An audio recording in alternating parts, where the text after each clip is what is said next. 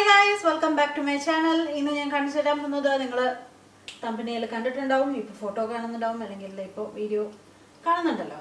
ഇന്ന് ഞാനൊരു full lunch menu ആണ് കാണിച്ചു തരാൻ പോകുന്നത്. ഇന്നത്തെ ലഞ്ച് മെനുവിൻ്റെ പ്രത്യേകത എന്താണെന്ന് വെച്ച് കഴിഞ്ഞാൽ ഇന്നത്തെ ഒരു കറി ഞാൻ ആദ്യമായിട്ടാണ് കാണിക്കുന്നത്. ഇതുവരെ ഞാൻ ഇത് സെപ്പറേറ്റ് ആയിട്ട് ഷൂട്ട് ചെയ്ത് ഇട്ടിട്ടില്ല. ഈ കറി ഏതാണെന്ന് അറിയണമെന്നുണ്ടെങ്കിൽ നിങ്ങൾ ഈ വീഡിയോ മുഴുവൻ കാണണം. ഓക്കെ, അപ്പോൾ ഇതിൽ 2-3 മിക്ക സാധനങ്ങളും ഞാൻ ഓൾറെഡി ഇട്ടതാണ്. അപ്പോൾ അതിൻ്റെയൊക്കെ ലിങ്ക് ഞാൻ താഴെ ഡിസ്ക്രിപ്ഷൻ ബോക്സിൽ കൊടുക്കാം. സോ നമുക്ക് ഇന്നത്തെ വീഡിയോയിലേക്ക് പോവാം.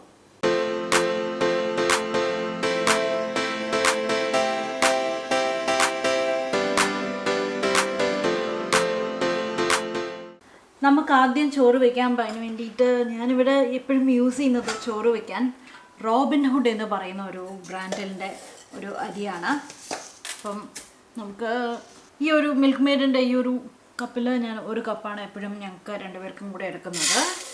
ആദ്യം പൈപ്പ് വെള്ളത്തിൽ ഞാൻ 2 പ്രാവശ്യം നന്നായിട്ടൊന്ന് കഴുകിയെടുക്കും. അതിനുശേഷം നല്ലവണ്ണം നടക്കും കേട്ടോ. അപ്പോൾ ചോറിന് വെച്ചിട്ടുണ്ട്. ഞാൻ പറഞ്ഞ പോലെ ഇത് 30 വിസിൽ വന്നാലേ ആവുള്ളൂ. അപ്പോൾ 30 വിസിൽ വരട്ടെ, അതിനുശേഷം നമുക്ക് തീ ഓഫ് ചെയ്യാം. 30-35 വിസിൽ വരെ ഞാൻ വെക്കാറുണ്ട്. ഇനി നമുക്ക് അടുത്ത പരിപാടി ഞാൻ ഉപ്പേരി ഉണ്ടാക്കാൻ പോവാണ്. ഉപ്പേരിക്ക് വേണ്ടിയിട്ട് ഞാൻ 2 ഉപ്പേരിയാണ് ഉദ്ദേശിച്ചത്. ഒന്ന് ഒരു മെഴുക്ക് പുരട്ടിയും ഒരു തോരനുമാണ് ഉദ്ദേശിച്ചത്. കറി ഞാൻ എന്താണെന്നുള്ളത് പറയാം. അപ്പോൾ നമ്മൾ ഉപ്പേരിക്ക് എടുക്കുന്നത് കൂർക്കയാണ്. നമ്മൾ എങ്ങനെയാണ് കൂർക്ക ഉപ്പേരി ഉണ്ടാക്കേണ്ടത് എന്നുള്ളതൊക്കെ ഞാൻ ഓൾറെഡി വീഡിയോ ഇട്ടിട്ടുണ്ട്. ഓൾറെഡി ഞാൻ കൂർക്ക ക്ലീൻ ചെയ്ത് വെച്ചു. ഇനി ജസ്റ്റ് എല്ലാത്തിനെയും ഒന്ന് കട്ട് ചെയ്യണം. ചോറ് ആയിട്ടുണ്ട്. കുക്കർ ഞാൻ ഓഫ് ചെയ്തു. പ്രഷർ പോയ ശേഷം നമുക്ക് തുറക്കാം. എന്നിട്ട് വെള്ളം വാർക്കാം. കൂർക്ക ഞാൻ എന്താ ചെയ്തത് വെച്ചാൽ കറിവേപ്പിലയും വറ്റൽമുളകൊക്കെ ഇട്ടു. കൂർക്ക കട്ട് ചെയ്തത് ആഡ് ചെയ്തു. എന്നിട്ട് കുറച്ച് ഉപ്പും കൂടി ഇട്ടിട്ട് അടച്ചു വെച്ചിട്ട് ഞാൻ വേവിച്ചുകൊണ്ടിരിക്കുകയാണ്. ഞാനിവിടെ കുമ്പളങ്ങയും മുരിങ്ങക്കായും കുറച്ച് മാങ്ങയും ഇവിടെ കട്ട് ചെയ്ത് എടുത്തിട്ടുണ്ട്. 2 പേർക്കുള്ള അളവിലാണ് ഞാൻ പറയുന്നത്. ഓക്കെ, ഇത് 2 പേരല്ല, ഏകദേശം ഒരു 4 പേര് കഴിക്കും. ഇതിലേക്ക് ഞാൻ കുറച്ച് ഉപ്പ് ഇട്ട് കൊടുക്കുകയാണ്. കുറച്ച് മഞ്ഞൾപ്പൊടി ഇട്ട് കൊടുക്കുകയാണ്. എന്നിട്ട് നമുക്കിത് വെള്ളം ഒഴിച്ചിട്ട് ആദ്യം വേവിക്കാൻ വെക്കാം കേട്ടോ. ഒരു 1/4 ടീസ്പൂണോളം മഞ്ഞൾപ്പൊടി ഇട്ട് കൊടുത്തിട്ടുണ്ട്. കുമ്പളങ്ങ ഏകദേശം അളവ് നോക്കുകയാണെങ്കിൽ ഒരു 3/4 മുതൽ 1 കപ്പ് വരെ വരും. 1/2 കപ്പ് മുരിങ്ങക്ക, ഒരു 1/4 കപ്പ് പച്ചമാങ്ങ. ഓക്കെ, ഇത്രയാണ് എടുത്തിരിക്കുന്നത്. ഇതിലേക്ക് കുറച്ച് വെള്ളം ഒഴിച്ചിട്ട് നമുക്കിത് വേവിക്കാൻ വെക്കാം. അടച്ചു വെച്ചിട്ട് വെന്ത് വന്ന ശേഷം നമുക്ക് ബാക്കി നോക്കാം കേട്ടോ. ഞാൻ കറിയുടെ കാര്യം നോക്കുന്ന സമയം കൊണ്ട് നമ്മുടെ കൂർക്ക ആയിട്ടുണ്ട്. ഞാനിതിലേക്ക് കൂർക്ക നന്നായിട്ട് വെന്തിട്ടുണ്ട്. ഇതിലേക്ക് ഞാൻ കുറച്ച് ഉള്ളിമുളകും 1 ടീസ്പൂൺ ഉണ്ട്. ഇത് നമുക്ക് പോരാ, പക്ഷേ എന്നാലും ഇത് കുറച്ച് ഞാൻ ആഡ് ചെയ്ത് കൊടുക്കുകയാണ് കേട്ടോ. ഒരു 1/4 ടീസ്പൂൺ മഞ്ഞൾപ്പൊടി, കുറച്ച് മുളക് പൊടിയും ആഡ് ചെയ്ത് കൊടുത്തിട്ടുണ്ട്. ഇത് കാശ്മീരിയും നല്ല എരിവുള്ള മുളക് പൊടിയും മിക്സ് ചെയ്താണ് കേട്ടോ.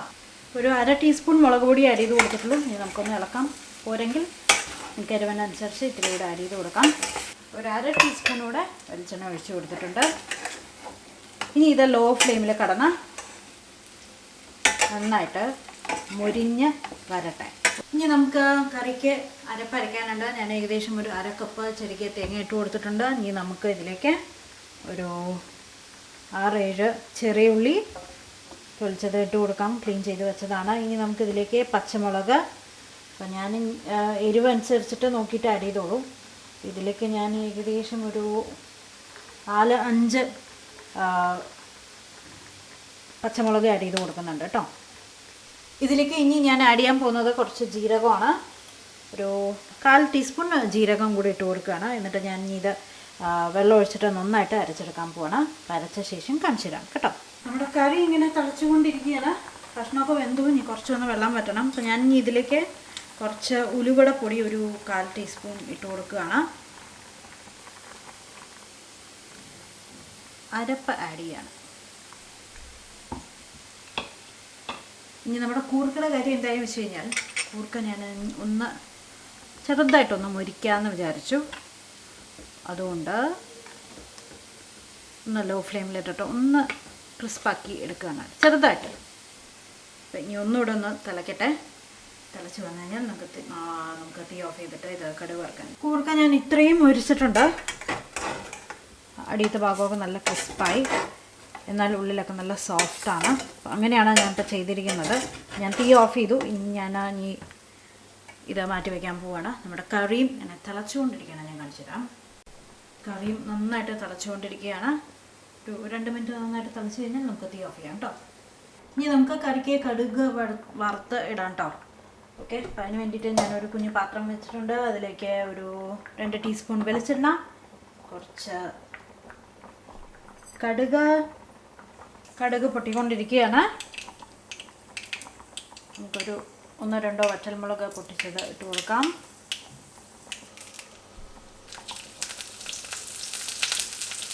കറിവേപ്പിലയും ഇട്ടിട്ടുണ്ട്.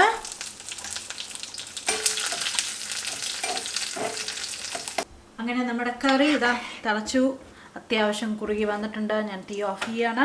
നമ്മുടെ കടുവറ പരിപാടി ഇതിലേക്ക് ഇട്ട് കൊടുക്കുകയാണ്.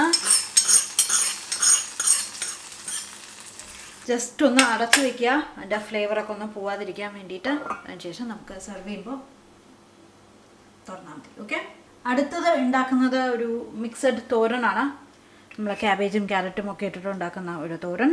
അപ്പോൾ അതിന് വേണ്ടിയിട്ട് ഒരു ചീനച്ചട്ടി വെച്ചിട്ടുണ്ട്. കുറച്ച് എണ്ണ ഒഴിച്ചു കൊടുത്തു. കുറച്ച് കടുക് ഇട്ട് കൊടുക്കുകയാണ്.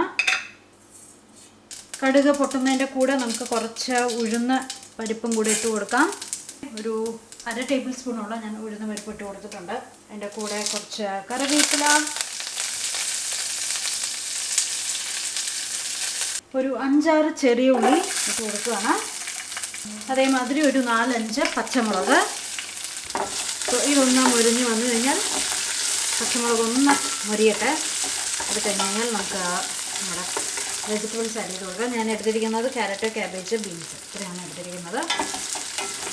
കുറച്ച് തേങ്ങ കൂടെ ചിരകി വെച്ചോളൂ. ഇനി ഇതിലേക്ക് ഞാനത് ഏകദേശം ഞാൻ പറഞ്ഞ വെജിറ്റബിൾസ് എല്ലാം ആഡ് ചെയ്ത് കൊടുക്കണം. ക്യാരറ്റ്, ക്യാബേജ്, ബീൻസ് ഏകദേശം ഇതെല്ലാം കൂടെ ഒരു 1.5 കപ്പ് വരുമായിരിക്കും കേട്ടോ. 1.5-2 കപ്പ് വരുമായിരിക്കും.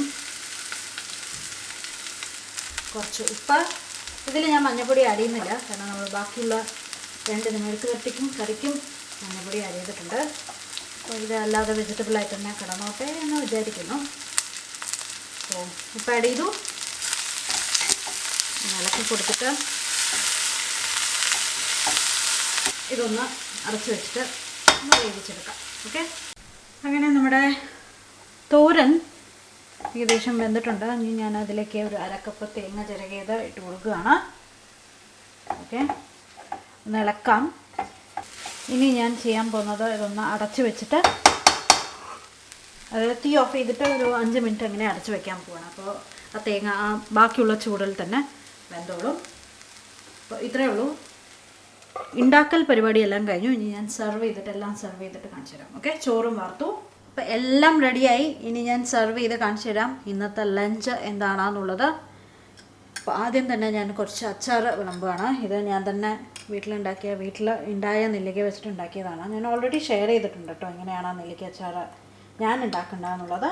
അപ്പോൾ അത് കണ്ടിട്ടില്ലെങ്കിൽ കണ്ടു നോക്കിക്കോളൂ.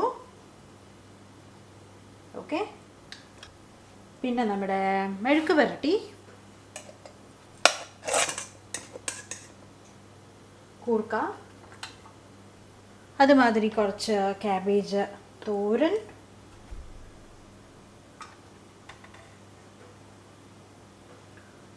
ഇവിടെ കുറച്ച് കറി വിളമ്പാം. ഫൈനലി ചോറ്.